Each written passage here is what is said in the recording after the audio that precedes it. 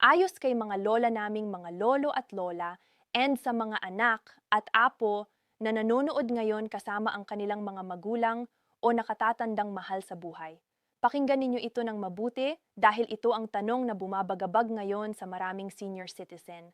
Kung wala pa akong national ID, makukuha ko pa rin ba ang DSWD social pension ko? At kung ang inaasahan ninyo ay Nikay Pat 3000, Dane, ligtas pa rin ba ang pag-claim ninyo? Kung iyan ang tanong ninyo, huwag muna kayong aalis dahil sa video na ito, lilinawin natin ang tatlong bagay na dapat ninyong malaman. Ano ang kasalukuyang patakaran ng DSWD? Ano ang sinabi nila tungkol sa national ID? At alin sa mga balitang naririnig ngayon ang panukala pa lang at hindi pa batas? Unahin natin ang pinakamahalagang linaw. Ang DSWD Social Pension ay para sa indigent senior citizens. Ito ay 1,000 bawat buwan. Sa actual na release, madalas itong naririnig na 3,000 dahil 3 buwang ayuda ang pinagsasama sa isang payout. Kaya kung ang naririnig ninyo ay 3,000, hindi ibig sabihin na bagong halaga iyon kada buwan.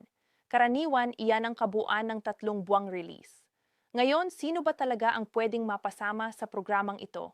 Ang social pension na ito ay hindi para sa lahat ng senior citizen. Ito ay para sa mga indigent shits na senior. Ibig sabihin, hindi sapat ang edad lang. Assessment at attestation pa rin para malaman kung kwalipikado talaga ang isang senior. Sa pangkalahatang paglalarawan ng programa, ang tinitingnan ay kung ang senior ay 60 years old pataas, mahina ang katawan, sakitin, o may kapansanan at walang regular na kita, walang pensyon at walang regular na suporta mula sa pamilya. Kaya mahalagang tandaan ito. Hindi otomatikong pasok ang lahat ng 60 years old pataas. May pagsusuri pa rin bago maaprubahan. Ngayon, punta tayo sa pinakainaalala ng marami. Maraming senior ang natakot ng marinig na national ID na ang pangunahing ID na hinihikayat gamitin sa pag-claim. At dito nagsimula ang kaba ng marami. Kung wala pa akong national ID, hindi na ba ako makakakuha? Maaaring matanggal ba ako sa payout? Mawawala ba ang 3,000 ko? Narito ang mas malinaw na sagot. National ID ang unang hinihikayat gamitin. Pero kung wala pa nito, pwede pa rin ang ibang government-issued ID. Ibig sabihin batay sa paglilinaw ng DSWD, hindi otomatikong mawawala ang claim ninyo dahil lang wala pa kayong national ID. Pero heto ang mahalagang paalala. Pinakamabuti pa rin na i-check ninyo sa inyong ang Barangay OSCA o DSWD Field Office kung ano ang eksaktong hinahanap sa inyong payout area. Dahil kahit may pangkalahatang patakaran, mas ligtas pa rin kung malinaw sa inyo ang actual na requirement sa lugar ninyo.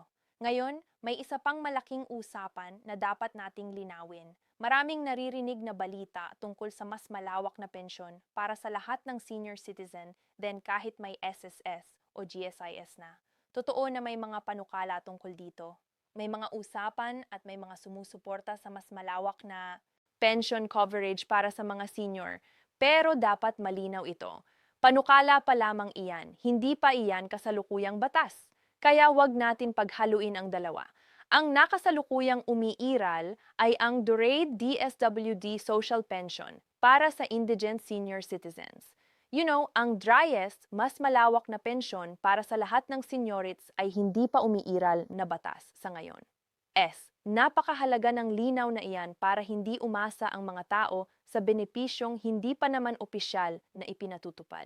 Ngayon, para sa mga gustong mag-apply o gustong tiyakin kung nasa tamang proseso sila, ito ang pinakasimpleng payo. Dumiretso sa OSCA Barangay or DSWD Field Office sa inyong lugar. Doon ninyo malalaman ang pinakabagong proseso, requirements at schedule sa inyong area. Ihanda ang inyong mga pangunahing papeles, lalo na ang ID at mga dokumentong magpapatunay ng edad at paninirahan. At isa pang napakahalagang paalala. Huwag magbayad sa fixer o sino mang mangangakong mapapabilis ang proseso kapalit ng pera. Kung may ganitong tao, umiwas agad at i-report. At para sa mga anak at apo, ito ang pakiusap ko sa inyo. Kung may lolo o lola kayo na umaasa sa social pension, huwag ninyo silang pabayaang manghulala ang batay sabi-sabi. Samahan ninyo silang magtanong sa tamang opisina. Tulungan ninyo silang ihanda ang kanilang mga papeles. Minsan, ang simpleng pagsama ninyo sa kanila ay malaking ginhawa na. Bago tayo magtapos, ito ang pinakamahalagang buod ng video na ito. Ang DSWD Social Pension ay 1,000 bawat buwan para sa umindigent senior citizens na kwalipikado sa ilalim ng umiiral na programa. Ang 3K,000 outlets ay karaniwang kabuuan ng 3 buwang payout. Ang national IDs ang unang hinihikayat gamitin, pero kung wala pa nito, maaari pa rin gumamit ng ibang government-issued EDK. At ang mas malawak na pensyon para sa lahat ng senior ay panukala pa lamang. Hindi pa kasalukuyang batas at ito ang pinaka-practical na susunod na hakbang. Kung outweek na sa inyong lugar, huwag manghula. Dumiretso sa Oscar, Barangay or DSWD Field Office para malaman ang eksaktong requirement sa inyong area. Kung nakatulong sa inyo ang video na ito, i-share ninyo ito sa inyong pamilya, kapitbahay at mga kaibigang may lolo o lola na maaaring nangangailangan ng malinaw na gabay. At para sa mas marami pang tapat, malinaw at maingat na updates tungkol sa pensyon at benepisyo para sa mga senior sa Pilipinas, mag-subscribe sa channel at pindutin ang notification bell para hindi ninyo ma-miss ang susunod nating video. Maraming salamat po sa inyong oras. Ingat po kayong lahat. Yay!